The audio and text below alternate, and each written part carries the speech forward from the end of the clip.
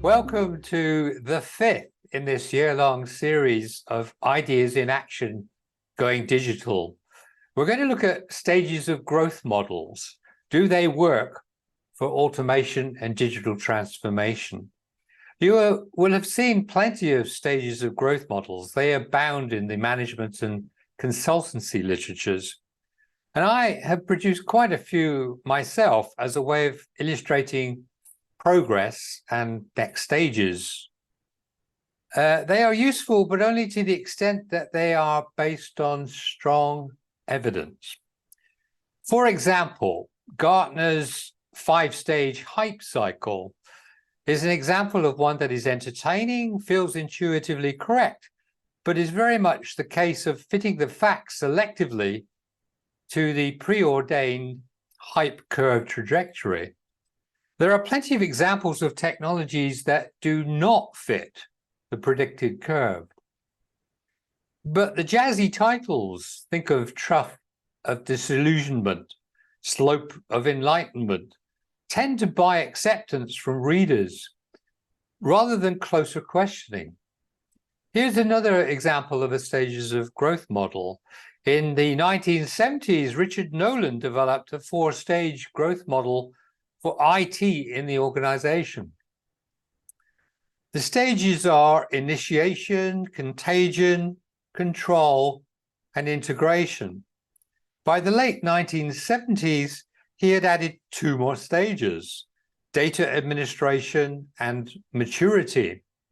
This raises an interesting question as to how complete a stages of growth model can ever be in describing or predicting technological progress. Clearly, Nolan's model is of its time, and it is not that useful for predicting the digital technological progress of today. So what is? Our latest book, Driving Value with Automation and Digital Transformation, A Realist's Guide, looks at how organizations have automated and undertaken digital transformation, and how a small number of digital leaders have integrated these trajectories to gain inordinate business value in their sectors. Based on over 1,020 cases examined over the 2015-2023 period, in the book we have mapped the progress and lessons. A summary is shown on this diagram. Now, if you look at this on the vertical axis, we plot whether the organization was aiming at efficiency gains, effectiveness gains, or enablement gains, or perhaps all three.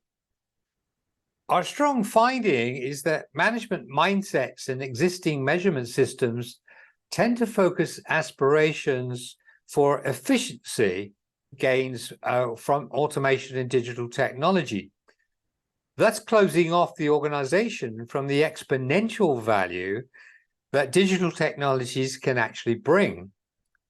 The all too typical path to some 80% of organizations is the digital evolution through 4 phases.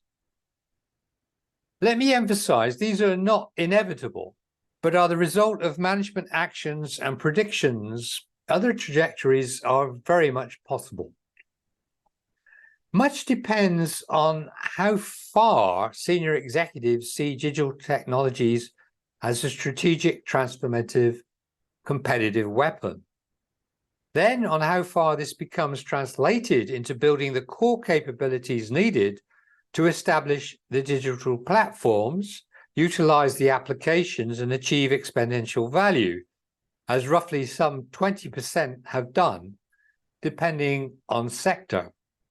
The advantage of the model is that it is based on closely studied organizational practices and the evolution of contemporary technologies over time within real organizations.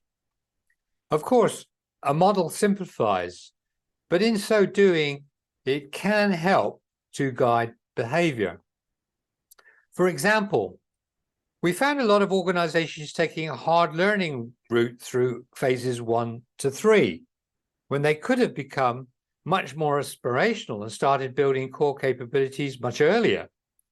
This often delayed them by 3 to 4 years from achieving the locked-in potential value from the technologies. This also put them behind competitors who were making faster gains. As another example, even in phase 3, we found a lot of organizations that developed both their automation capabilities and their digital transformation progress, but had failed to integrate these efforts, to the detriment of both. We identified this as a serious blind spot. It inhibited progress. Organizations were getting rid of organizational and technological silos only to create new ones in the digital world. As the last example, we found a few organizations that got to phase 4 but had become complacent and slowed innovation. They looked around, saw how much better than the competition they were doing, and tacitly assumed they had reached some sort of endpoint. Unfortunately, these days, business environments change very quickly, and competitors are also quite dynamic. Internal complacency can disguise external threats. Despite our stages model looking finite, in practice, innovating needs to be continuous, managerially, organizationally, with technology, and in markets. So hopefully there are some lessons there for you to learn. Thank you for your interest. See you next time.